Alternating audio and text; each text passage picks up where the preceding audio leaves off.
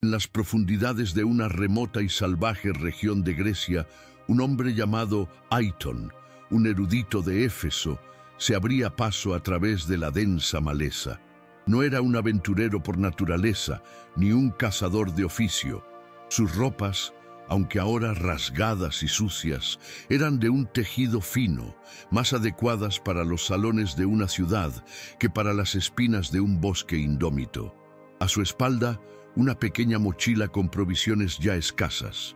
En una mano, un bastón que usaba más para equilibrarse que para defenderse, y en la otra, la cuerda que lo ataba a una cabra cansada y jadeante. La presencia de la cabra era, en sí misma, una paradoja.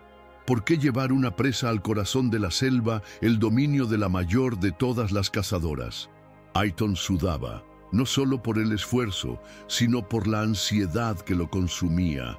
Había venido a buscar a la diosa Artemisa, una figura de poder y misterio, cuyos relatos, según sus extensas investigaciones, solo se conocían por rumores y susurros. Así como Aiton buscó el favor de una diosa con una ofrenda, tú también puedes complacer a las caprichosas deidades de nuestro tiempo, los grandes dioses del algoritmo. No temas, no se necesita ningún sacrificio de sangre. Un simple me gusta es un tributo digno, una suscripción. Garantiza tu lugar en nuestro círculo de contadores de historias, y compartir este relato es la forma más poderosa de asegurar que estas leyendas nunca mueran. Haz tu ofrenda ahora, pues la cacería del conocimiento está a punto de comenzar. Aiton, en su ambición, no se contentaba con fragmentos. Se veía a sí mismo como un futuro pilar de la historia, un cronista cuyas palabras serían celebradas por eras. Para alcanzar esa gloria necesitaba una historia que nadie hubiera contado en su totalidad. Buscaba la fuente primaria, la propia diosa, para que le revelara los secretos de su vida inmortal. Llevaba consigo no solo la cabra como ofrenda, sino también el peso de su ambición, creyendo que podría ofrecerle a la diosa algo que ni ella poseía, un lugar destacado en el panteón de la historia humana, quizás incluso más venerada que su hermano Apolo o su padre, Zeus. Poco sabía él que su viaje y su presunción estaban siendo observados desde arriba, por ojos plateados tan antiguos como la propia luna. La inexperiencia de Aiton en la naturaleza era flagrante. Cada paso era una vacilación, cada sonido del bosque lo hacía estremecerse. Los cantos de los búhos y el rugido lejano de un felino en la noche asustaron a la cabra, que salió disparada en pánico. El animal, en su miedo ciego, arrastró a Aiton a una persecución frenética y caótica.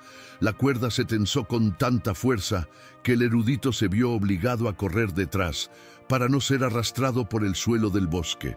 Zigzaguearon entre árboles, atravesaron arbustos espinosos y esquivaron enredaderas traicioneras. Aiton intentó gritar órdenes a la cabra, tirando de la cuerda con toda su fuerza, pero fue inútil. Sus tobillos fueron arañados, sus finas ropas rasgadas y su dignidad dejada atrás a cada metro conquistado por la cabra en fuga. Finalmente, clavando los talones en la tierra blanda, logró frenar al exhausto animal. Desde el dosel de hojas de arriba, Artemisa y sus cazadoras observaban la cómica escena con una facilidad silenciosa y depredadora. Habían sido alertadas de la presencia de un mortal en sus terrenos de caza y, como espectros en los árboles, evaluaban su propósito e intención. Las ninfas del grupo de cazadoras tuvieron que reprimir la risa al ver los torpes intentos de Aiton. Esperaban una señal de su diosa, un gesto que podría transformar al erudito de un intruso a una presa. Muchas de ellas esperaban que se convirtiera en un buen objetivo para la caza que tanto anhelaban. Sin embargo, Artemisa permaneció inmóvil, su expresión indescifrable. Había algo en ese mortal que la intrigaba. No era la fuerza ni la habilidad, que claramente no poseía, sino quizás la pura audacia de su misión. Era raro que los mortales se aventuraran tan lejos, y ninguno como el que estaba ante ellas. Quería ver qué haría, cuál era el verdadero propósito que lo había llevado a alejarse tanto del mundo de los hombres. Así, ella y sus compañeras continuaron observando, moviéndose silenciosamente por las copas de los árboles, mientras Aiton y su cabra finalmente se desplomaban en un pequeño claro, jadeando exhaustos sobre la hierba. En el claro, la ineptitud de Aiton continuó siendo un espectáculo. Ató a la cabra y luego intentó montar un refugio que parecía más un montón de ramas que una protección contra el frío y la lluvia. Su intento de encender una hoguera fue igualmente patético. Apiló los troncos con tanta fuerza que el fuego no podía respirar, resultando solo en un débil chisporroteo y mucho humo. Ni siquiera intentó cazar su propia comida, sino que desenvolvió carnes secas y panes cuidadosamente envueltos, provisiones del mundo que había dejado atrás. Artemisa y sus cazadoras, incluidas las jóvenes Sireni y Polibia, que se sentaron silenciosamente a su lado en los árboles, observaban con una mezcla de desdén y curiosidad. La diosa estaba a punto de perder el interés cuando Aiton reveló su verdadero propósito. De su mochila sacó un pequeño cuenco metálico que capturó la luz de la luna. Tomando una rama encendida de su patética hoguera, encendió el aceite dentro del cuenco y comenzó a entonar un ritual con palabras que Artemisa conocía bien, las palabras de una ofrenda. Luego se acercó a la cabra, sacando un cuchillo de su mochila. Con manos temblorosas blandió la hoja, asustando al animal una última vez. Golpeó torpemente, acertando el cuello más por suerte que por habilidad. La visión de la sangre y el sufrimiento de la criatura lo paralizó por un momento. Se quedó helado, horrorizado, mientras la cabra se retorcía y sangraba en el suelo. Fue en ese momento que algo cambió en Aiton. Su vacilación se transformó en determinación. Sosteniendo el cuchillo con ambas manos para dejar de temblar, se adelantó y lo hundió en el pecho del animal, apuntando al corazón. Susurró una plegaria sobre la criatura mientras daba su último aliento. Esta demostración de coraje para acabar con el sufrimiento del animal, por torpe que fuera, sorprendió a Artemisa. No creía que él tuviera eso dentro de sí. Tal vez, después de todo, tenía el corazón de un cazador. Con un gesto, despidió a la mayoría de sus impacientes cazadoras, permitiendo que solo Sireni y Polibia permanecieran. El erudito, después de vomitar violentamente a un lado, comenzó a preparar el sacrificio, cortando trozos de carne y grasa y arrojándolos al cuenco en llamas, donde se mezclaron con el aceite ardiente. Luego hizo su súplica en voz alta, pidiendo una audiencia para hablar con la diosa cara a cara. Movida por la dedicación y el sacrificio del mortal, Artemisa decidió responder a su llamada, aunque con sus propias condiciones. Con un chasquido de dedos, ella, Sireni y Polibia desaparecieron del dosel de los árboles y se materializaron ante Aiton en una lluvia de luz plateada. La aparición fue grandiosa y teatral. Surgieron en un magnífico carro de plata que brillaba a la luz del fuego de la ofrenda, tirado por majestuosos ciervos con cuernos de oro que resoplaban fuego por sus fosas nasales con cada aliento. Las tres figuras femeninas vestían trajes de caza de cuero a juego, con faldas hasta la rodilla, brazaletes de arquero y aljabas llenas de flechas. El carro se detuvo perfectamente ante el hombre conmocionado y asustado que cayó de espaldas a la tierra. Sus ojos nunca se apartaron de la visión divina y una sonrisa de triunfo y asombro creció en su rostro. Levantó las manos manchadas de sangre e inclinó la cabeza profundamente en señal de respeto, agradeciendo a la diosa por responder al llamado de un humilde erudito. Cuando Artemisa habló, su voz era demasiado poderosa para los oídos mortales, y Aiton se encogió de dolor, cubriéndose las orejas. Alertada por Sireni sobre la fragilidad de los mortales, Artemisa bajó la voz a un susurro y preguntó qué podría ofrecerle él que ella deseara. Aiton, recuperando la compostura, se levantó y explicó su ambición. Argumentó que, de todos los dioses, la vida de ella era la menos conocida por la humanidad, envuelta en rumores y relatos contradictorios. Él, Aiton de Éfeso, tenía la intención de registrar sus historias desde la propia fuente y compartirlas con el mundo. Esto, prometió, le traería una adoración sin precedentes, más oraciones y ofrendas que nunca, elevándola en reverencia por encima incluso de Apolo o Zeus. Pidió que le contara todo, para que él pudiera registrarlo y compartirlo con la humanidad, convirtiéndose en el primer historiador en documentar los cuentos de los dioses. Artemisa, aunque desconfiaba de los hombres y los mortales, aceptó la petición de Aiton, declarando que sus sacrificios y su viaje eran regalos dignos. «Hablaremos hasta el amanecer», decretó, «pero elige tus palabras.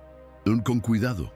Con un movimiento de su cuchillo, ajustó la mal hecha hoguera de Aiton, permitiendo que el aire la avivara hasta convertirla en una llama rugiente.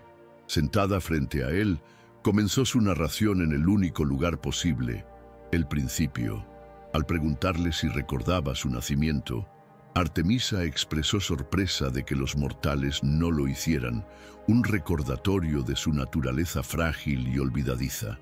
Luego, se sumergió en la historia de su madre, la titánide Leto, que fue despreciada por Hera y, forzada a huir de todas las tierras de Gea, Hera, celosa de su título como reina de los dioses, desterró a Leto del Olimpo y la maldijo para que no encontrara lugar en la tierra para dar a luz. Zeus, aunque rey, era débil ante las lágrimas de su esposa y no podía defender abiertamente a su amante. Sin embargo, no la abandonó por completo. Buscó a su tío Poseidón y con la ayuda de Gea creó una nueva isla flotante, Delos, un santuario libre de la ira de Hera. Incluso allí, el tormento de Leto no terminó. Hera envió a su propia hija, Ilitía, la diosa del parto, para hacer el trabajo de parto de Leto lo más lento y doloroso posible. En la oscuridad del vientre, Artemisa podía sentir el pánico de su madre, escuchar sus gritos y sentir los músculos retorcerse a su alrededor. Nació primero, en arena gruesa y suelo áspero, y lo primero que vio fue la sangre y el dolor de su madre.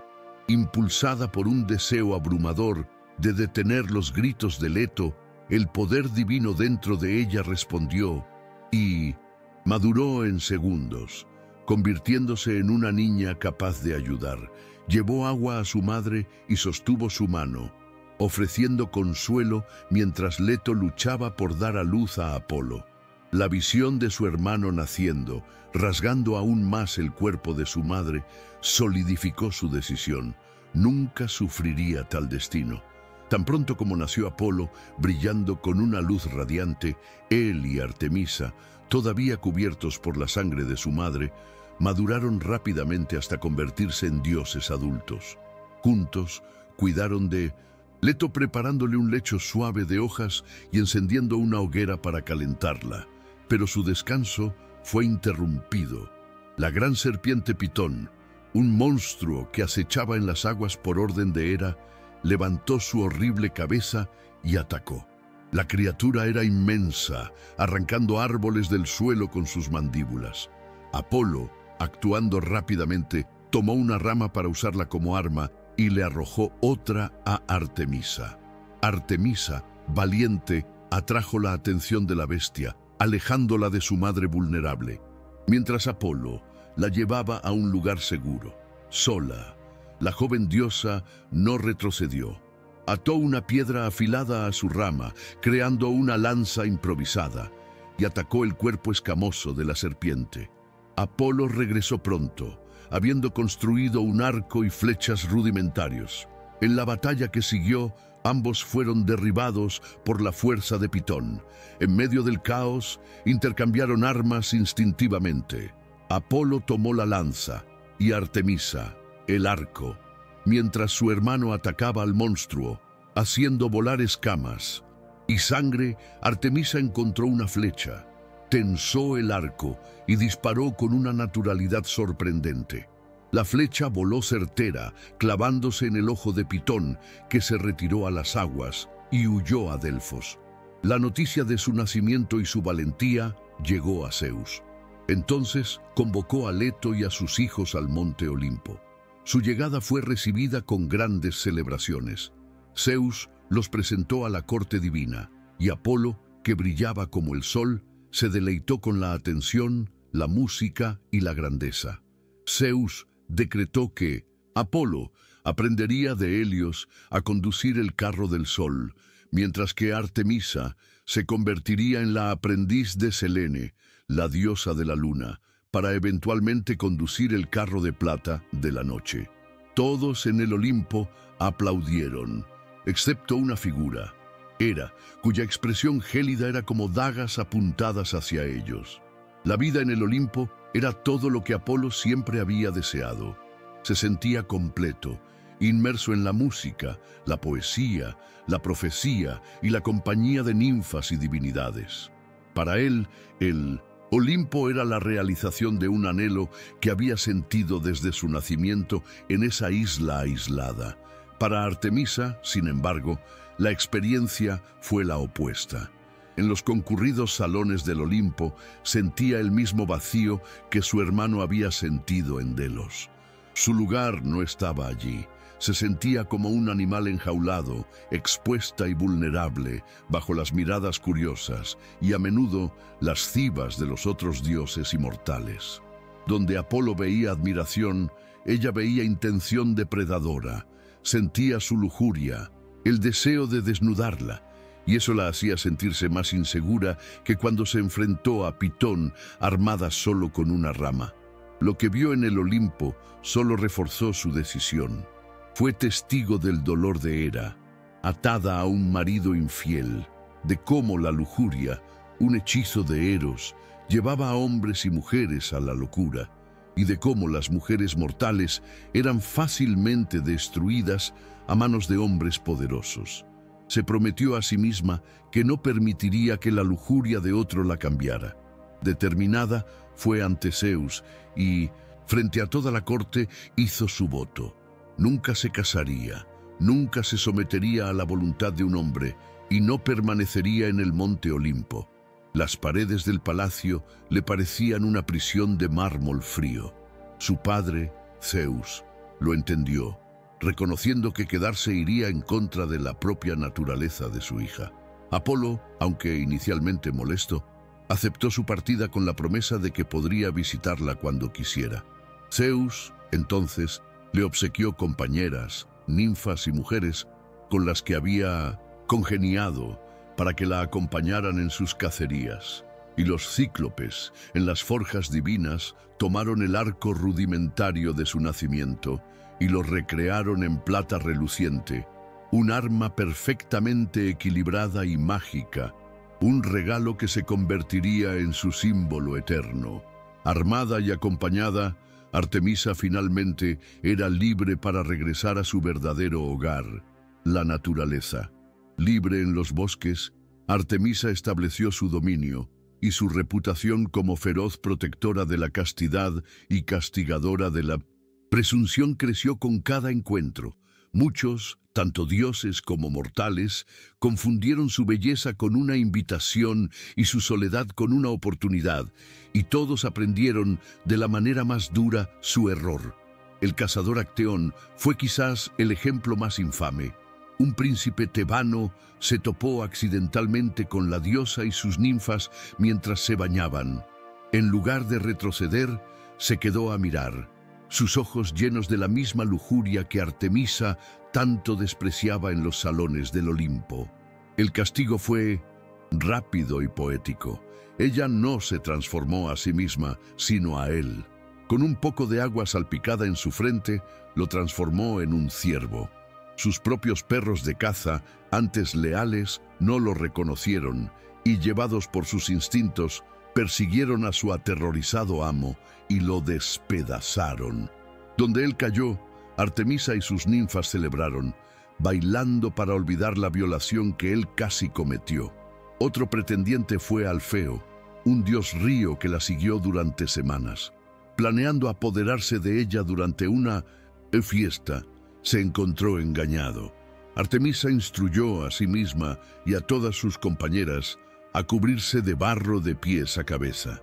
En medio de la celebración, bailando alrededor de las hogueras, se convirtieron en una masa indistinguible de figuras embarradas, y Alfeo no pudo identificar a su objetivo. Humillado, huyó, pero su lujuria no disminuyó. Dirigió su atención a una de las ninfas de Artemisa, Aretusa. La persiguió implacablemente por la isla de Ortigia. Cuando Artemisa escuchó el grito de su compañera y la vio en las garras de Alfeo, supo que no llegaría a tiempo para luchar.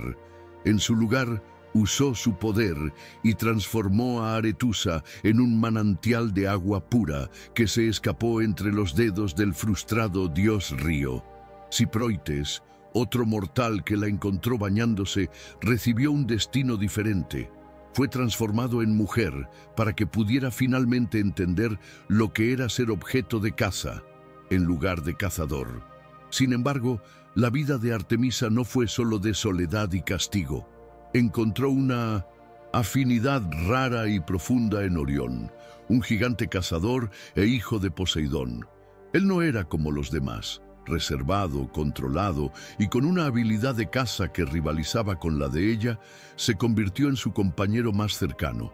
Juntos, cazaban en una armonía silenciosa, una asociación basada en el respeto mutuo y la pasión compartida por la persecución, no en la lujuria o el deseo. Orión, con su enorme tamaño y la habilidad heredada de su padre para caminar sobre el agua, era un espectáculo en sí mismo, y su amistad con Artemisa era genuina. Esta camaradería, sin embargo, sembró las semillas de la tragedia. Apolo, su hermano gemelo, observaba con celos crecientes. Le encantaba ser la excepción a la regla de Artemisa de evitar la compañía masculina y no le gustaba compartir a su hermana. Malinterpretando su amistad como un romance floreciente, decidió actuar. Apolo, maestro de la manipulación, buscó a Gea, la diosa de la tierra. Explotó una broma descuidada de Orión, quien se jactó de que podría matar a todos los animales del mundo, y avivó la furia de Gea. Juntos tramaron un plan. Gea creó un escorpión gigante con un veneno más potente que cualquier otro. Apolo luego mató a la criatura y convirtió su aguijón en una pasta venenosa con la que cubrió la punta de una flecha. Un día fatídico, mientras Orión se alejaba para cazar una ballena en el mar, Apolo encontró a su hermana. Con una sonrisa maliciosa comenzó a provocarla, avivando su naturaleza competitiva y burlándose de sus habilidades con el arco. Irritada, Artemisa cayó en la trampa. Apolo señaló una pequeña mancha oscura apenas visible en las olas lejanas y la retó a acertarle. Cegada por la ira y el deseo de demostrar que era la mejor, Artemisa tomó la flecha envenenada que Apolo le ofreció, tensó su arco de plata y disparó. El disparo fue perfecto. La mancha oscura cayó y desapareció bajo las olas. Fue solo entonces, con la risa triunfante de Apolo resonando en sus oídos, que supo la verdad. Él le contó el plan, el escorpión y la broma. Horrorizada corrió hacia el mar, pero era demasiado tarde. El veneno de Gea había sido eficaz y su puntería demasiado precisa. Encontró el cuerpo frío de Orión, su amigo más querido, muerto por su propia mano. En su duelo y culpa, imploró a Zeus, quien por misericordia colocó a Orión y al escorpión en los cielos como constelaciones, en lados opuestos del firmamento, para que los enemigos mortales nunca volvieran a encontrarse. La justicia de Artemisa no se aplicaba solo a sus asuntos personales. Era una fuerza de la naturaleza, una defensora del equilibrio y una castigadora de la arrogancia y la falta de respeto en todas sus formas. Los mortales que, en su soberbia, se consideraban por encima de los dioses o descuidaban sus debidas ofrendas, aprendían rápidamente el alcance de su ira. La historia de Níobe, la reina de Tebas, es un oscuro relato sobre los peligros de la soberbia. Níobe fue bendecida con 7 hijos y 7 hijas, y, en su fertilidad, se sintió superior a la propia Leto, que solo había tenido 2 hijos. Se jactó públicamente, menospreciando a la diosa y, por extensión, a sus hijos divinos. El dolor y la humillación de Leto fueron profundos, ya que su parto había sido tan traumático que no podía tener más hijos. Clamó a sus hijos, y ellos respondieron. Apolo, siempre competitivo, propuso un concurso. Él cazaría a los niños y Artemisa a las niñas. Desde el cielo, sus flechas llovieron sobre el palacio. Uno por uno, los hijos de Níobe cayeron, hasta que toda su prole yació muerta a sus pies. El castigo fue completo y devastador.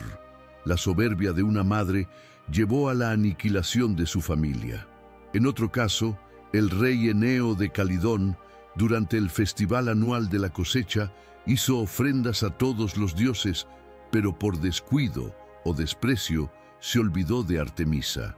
Tal ofensa no pasaría desapercibida. En represalia, la diosa envió al monstruoso jabalí de Calidón para devastar sus tierras. La criatura destruyó cosechas, devoró rebaños y mató campesinos, sumiendo al reino en el caos. La caza para matar a la bestia atrajo a héroes de toda Grecia y resultó en más derramamiento de sangre y conflicto, una lección costosa sobre la importancia de honrar a todos los dioses. La lista de transgresores era larga. Príncipes como Faleco y Anseo, que se jactaban de ser mejores cazadores que la diosa de la caza, encontraron finales sangrientos e irónicos, uno devorado por un león y el otro destripado por el mismo jabalí de Calidón que intentaba cazar. Ciudades enteras no eran inmunes. Corinto, que negó la purificación a ella y a Apolo, sufrió plagas terribles. Para Artemisa, estos no eran solo castigos, sino lecciones.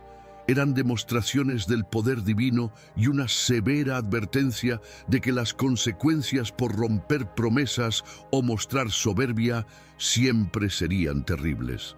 El círculo íntimo de Artemisa, sus cazadoras que habían hecho el mismo voto de castidad, no era inmune a la debilidad humana. La traición, desde dentro de sus filas, era la más dolorosa y la que provocaba la ira más compleja. Calisto era una de las ninfas favoritas de Artemisa, una compañera leal en la caza. Sin embargo, rompió el voto sagrado que todas compartían y, para empeorar la ofensa, mintió descaradamente para ocultar su transgresión. La fuente de su caída, aunque no detallada explícitamente por Artemisa, fue una relación que resultó en embarazo, una violación directa de todo lo que las cazadoras representaban. La furia de Artemisa fue inmediata y abrumadora. En un instante de ira divina, no mató a Calisto, sino que la despojó de su forma humana, transformándola en una osa. Fue un castigo hecho a toda prisa, pero apropiado. La hermosa ninfa se convertiría en una bestia salvaje. Durante años, Calisto vagó por los bosques. A pesar de la traición, Artemisa y sus cazadoras todavía se preocupaban y la vigilaban desde lejos. La verdadera crisis llegó cuando Arcas, el hijo que Calisto había tenido, se convirtió en un cazador y, sin saberlo, entró en el territorio de su propia madre. Las cazadoras vieron el desastre inminente, un hijo a punto de cometer matricidio, y corrieron a alertar a Artemisa. En un raro acto de colaboración con su padre, Artemisa y Zeus intervinieron en el momento exacto en que Arcas estaba a punto de lanzar su lanza. Congelaron la escena y, en un acto final de misericordia, elevaron a madre e hijo a los cielos, transformándolos en las constelaciones de la Osa Mayor y la Osa Menor, salvándolos de la miseria del parricidio e inmortalizándolos en las estrellas. En otro oscuro relato, Artemisa reveló su compleja relación con la justicia y la retribución a través de la historia de Aura. Aura era una doncella orgullosa de su pureza que se burló de Artemisa, afirmando que la forma femenina de la diosa era prueba de que no era una verdadera virgen.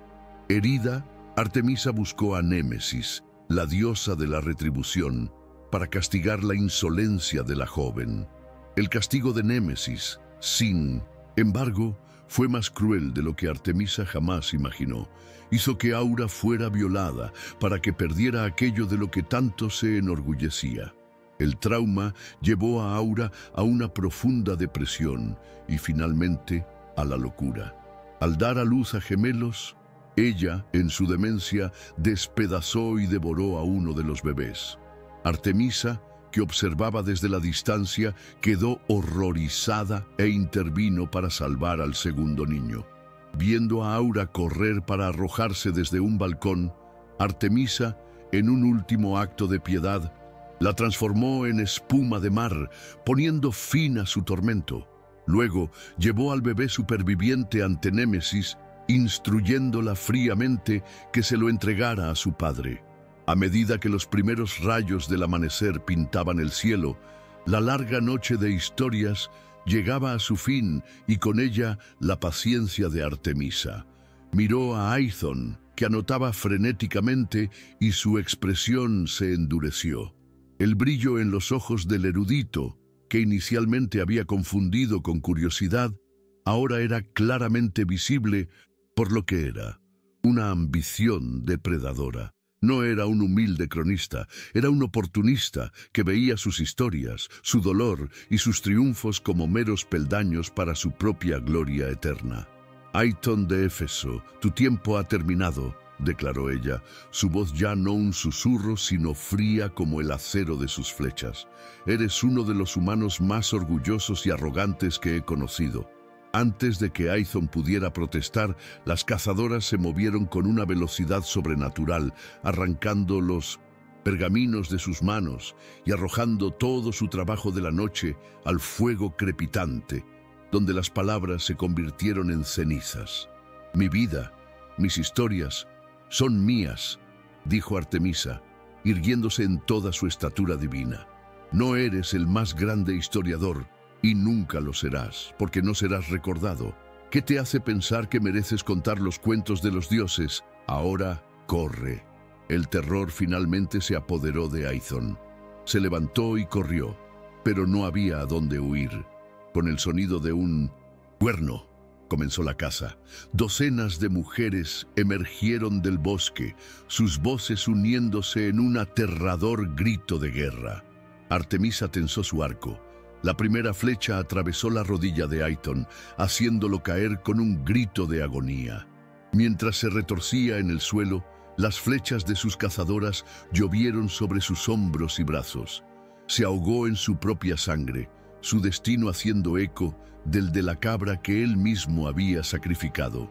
Artemisa entonces preparó su última flecha, apuntó a su ojo y disparó. El proyectil voló certero, silenciándolo para siempre. En la tierra manchada de sangre, bajo el cielo de la mañana, quedó un sombrío recordatorio.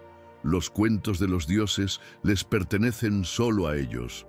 Pero tú, que has escuchado esta historia hasta el final, has recibido una gracia que le fue negada a Aithon. Fuiste considerado digno de conocer la verdad. Ahora, la elección es tuya. ¿Dejarás que este relato se desvanezca en la oscuridad del bosque o te convertirás en uno de sus portadores? Honra a la diosa y a los narradores de esta historia. Deja tu me gusta como una flecha certera de aprobación. Suscríbete para unirte a nuestra cacería de más mitos y leyendas. Y sobre todo, comparte este video para que, a diferencia de Aithon, tu legado sea difundir la historia y no intentar robarla. Hazlo, y quizás los dioses antiguos y los nuevos te sonrían.